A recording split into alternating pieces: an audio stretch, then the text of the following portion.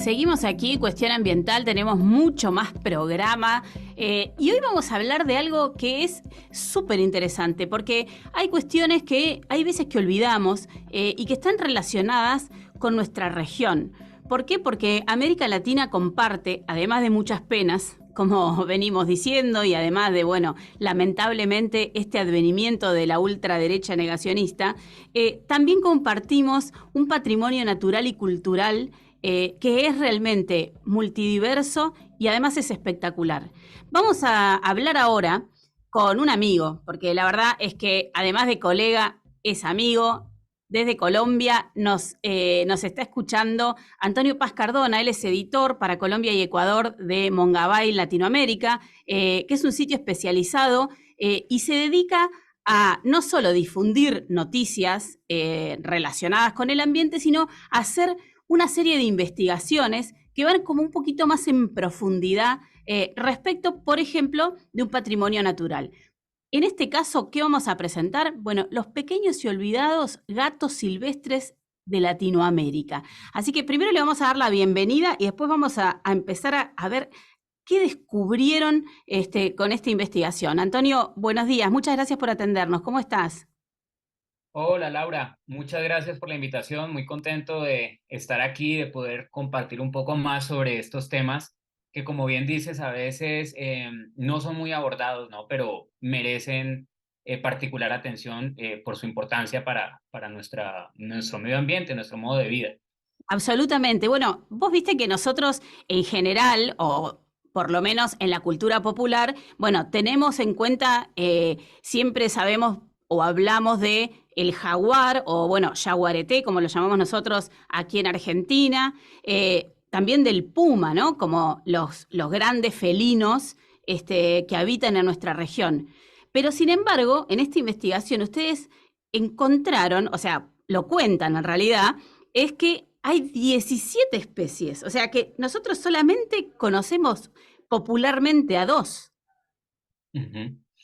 Correcto, correcto, Laura. Eso fue una de las cosas que queríamos destacar y es que, como bien dices, y son muy importantes, el puma y el jaguar, porque son los grandes félidos, digamos, y tienen un rol súper importante en la cadena trófica y en el medio ambiente. Hay otras especies pequeñas que también son muy importantes pero están olvidadas, ¿no? De hecho, de ahí el titular, ¿no? Olvidadas por la gente que no las conoce y que incluso no las diferencia, e incluso también por los científicos que no necesariamente por falta de interés no los investigan, sino por falta de fondos, porque es como un círculo vicioso, ¿no? Donde no tienes fondos para investigarlos, nadie se interesa en darte fondos para investigarlos, entonces pues no puedes, no tienes herramientas para conocerlos a profundidad. Y quisimos pues darles un poco de visibilidad a esos gatos de los que nadie conoce o muy pocos conocen y que enfrentan también graves amenazas como pasa con el puma y el jaguar. Claro, bueno, absolutamente, porque nosotros, como vos decías, ¿no? Siempre en general los científicos destacan la cuestión de como los grandes felinos, porque dentro de lo que son los ecosistemas cumplen un rol muy importante, porque a partir de ellos, digamos, cuando empieza a bajar la cadena trófica, empiezan también a perjudicar a las otras especies. Pero, por ejemplo, según lo que ustedes han encontrado en la investigación, también hay estados de conservación preocupantes para otras especies que son por ahí un poquito más pequeñas, menos conocidas, e incluso hay algunas que ni siquiera podemos evaluar, porque todavía, como vos decías, no se han investigado. Ujú. Exacto, tal cual. Encontramos haciendo una revisión, asesorándonos con algunos científicos que manejan el tema de pequeños carnívoros, de félidos. En Latinoamérica encontramos que habían varias especies de los que no se tiene información, o sea, no sabemos nada, no sabemos si están bien, mal, dónde habitan, hasta dónde llegan, y que había otras especies que también estaban en unas categorías de amenaza preocupantes como el margay, que está en estado vulnerable, al igual que el tirica y el huiña, y también el que está en la categoría de amenaza más grave es el gato andino que se encuentra en peligro de extinción. ¿Y el gato andino dónde lo podamos ver? ¿Dónde lo encontramos, Antonio? El gato andino habita a grandes alturas, es el pequeño gato que habita más arriba, por decirlo así, en zonas rocosas, de poca vegetación, eh, frías, ¿cierto? De algunas partes de Argentina, de Chile, Perú y Bolivia. Claro, más la parte andina, bueno, por algo se llama gato andino, ¿no? Entonces, más en la parte de los Andes, digamos. Y una de las cuestiones que se evalúa, o por lo menos de lo que he visto en la investigación y en las distintas especies, está relacionada obviamente con la relación que tiene con los humanos, ¿no? También nos pasa aquí en Argentina cuando conocemos, por ejemplo, los casos de yaguareté, que, por ejemplo, muchos mueren por atropellos, ¿no? Por una cosa de que, bueno, los humanos vamos en los autos y cuando están o cruzando una ruta o en algún espacio, están como más amenazados por esa situación, ¿es así? Sí, exacto. Encontramos varias amenazas, ¿sí? Como bien mencionas, la más común, o digamos, sí, común a todas las especies, es la falta de pérdida de hábitat, o sea, se quedan sin su hogar debido al aumento sobre todo de actividades humanas. Las vías son un factor muy importante de muerte de fauna silvestre en general y estos pequeños gatos pues también están siendo víctimas de este tema, que por cierto también vale la pena mencionar que todavía es muy poco abordado en Latinoamérica. Quien más ha avanzado con el tema de carreteras y muerte y atropello de fauna silvestre es Brasil, pero el resto de nuestros países todavía tiene muy poca información sobre esto. También en el caso de muchos gatos silvestres, también son asesinados por temas de superstición, así como pasa con, no sé, con el gato negro común, que piensan que es de mala suerte, a veces los asesinan por temas de superstición, porque piensan que al quedarse sin hábitat, pues a veces no tienen presas y atacan, por ejemplo, los animales domésticos, como las gallinas. Entonces la gente, pues digamos, los caza como una manera de vengarse por el daño que supuestamente están ocasionando, ¿no? Esos son algunos de los problemas que enfrentan la mayoría de estos gatos. En ese contexto, digamos, es la deforestación y, por ejemplo, encontraron, por ejemplo, alguno que esté amenazado por la caza. Porque nosotros, por ejemplo, contamos aquí en Argentina un caso, si se puede llamar virtuoso, virtuoso en el sentido de lo rápido que actuó la justicia, de una persona que había, un cazador furtivo, que había matado a un yaguareté y se filmó después de, al día siguiente que Argentina salió campeón del mundo en el fútbol. Y gracias a ese video que se viralizó, lo encontraron y ya de hecho tiene una pena judicial, ¿no? Ahora, obviamente que el ejemplar se perdió porque lo mató. Entonces, en ese contexto, ¿encontraron mucho, por ejemplo, caza furtiva? Encontramos sobre todo caza de retaliación, como te mencionaba, en el caso sobre todo del margay. Sí. eh, este gatico es muy arborícola y al ver disminuido su hábitat, digamos que logra convivir un poco más fácilmente, entre comillas, con las actividades humanas, con las poblaciones humanas, entonces se acerca más que otras especies. Y de esa forma entonces atacaba, por ejemplo, sobre todo las gallinas. Entonces estaba sufriendo mucho por caza por retaliación, ¿sí? O sea, como que, el gato ladrón, es como lo conocían las comunidades, entonces empezaron a matarlo bastante por ese tema. Y otro y de hecho en México, en décadas pasadas, la caza furtiva lo llevó a una situación peor, o sea, en todo su rango de distribución es vulnerable, pero en México está en peligro.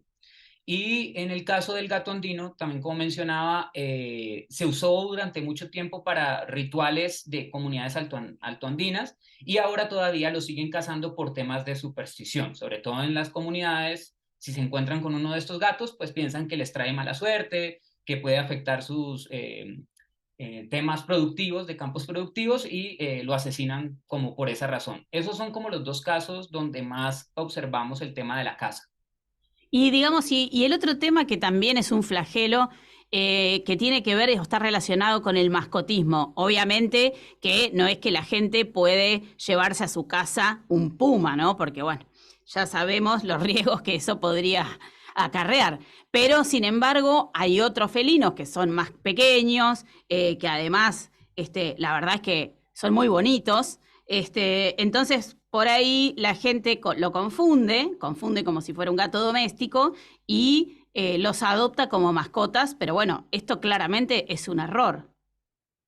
Claro, total. Ese tema es bien importante, Laura, y qué bueno que lo mencionas, porque digamos que estos gatos silvestres sufren mucho por su apariencia bonita, carismática a los ojos humanos, ¿cierto? Y como bien dices, se ven muy lindos, ¿cierto? Entonces piensas que es un gato y son muy parecidos por tamaño, por forma, etcétera. Piensas que es un gato, te lo llevas a tu casa, ¿cierto? Sobre todo en el caso del Margay pasa que cuando cazan a la madre, pues el gatito queda solo en su guarida y cuando las comunidades lo encuentran, pues lo adoptan, lo tienen como un gato, pero ¿qué pasa? Que de todas maneras, por más de que se parezca al gato doméstico que todos podemos tener en nuestra casa, no es un gato doméstico. Entonces, a medida que va creciendo, empieza a desarrollar más sus actitudes naturales Claro. y, pues obviamente no al nivel de Puma y Jaguar que son grandísimos, pero pues también, no sé, atacan, acechan, cazan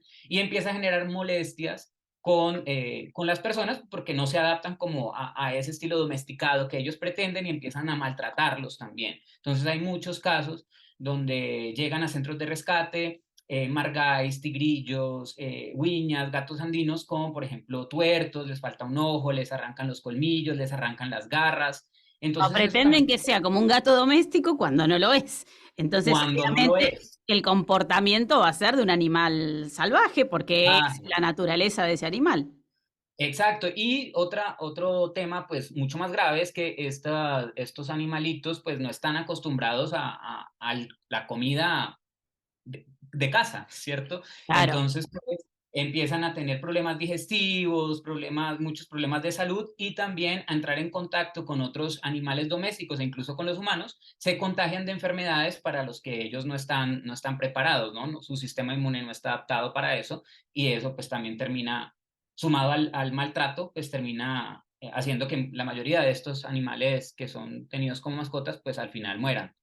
Y Antonio, una de las cosas que mencionaste al principio tenía que ver con, bueno, esta, por ejemplo, falta de datos en alguna de las especies bueno, o falta de fondos o falta de investigación, digamos. En ese contexto, ¿cuál fue como la decisión editorial cuando ustedes decidieron, bueno, a ver, hagamos un trabajo, una investigación sobre esto y cuando empiezan a buscar científicos, ¿qué es lo que empiezan a encontrar? Pues eso fue un gran reto porque empezamos a encontrar que en la mayoría de los casos el factor común era falta de información. Entonces, claro, empieza editorialmente un dilema, digámoslo así, entre, bueno, ¿y qué vamos a contar si no tenemos mucho que contar?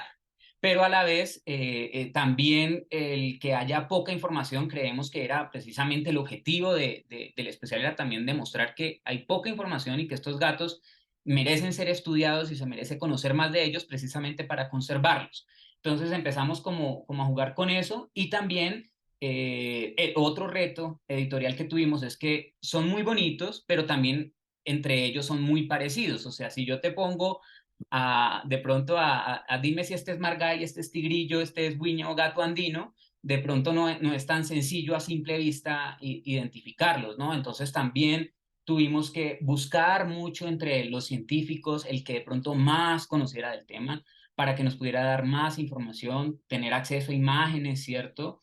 Y también poder jugar un poco con el tema de son parecidos, pero no son iguales y es importante diferenciarlos, ¿ya? Claro, Entonces, absolutamente, absolutamente. Y te quería preguntar en ese contexto, ¿dónde encontraron como más investigaciones? ¿Hay algún país que se destaque más que otro en la investigación o está como en la región más o menos parecido?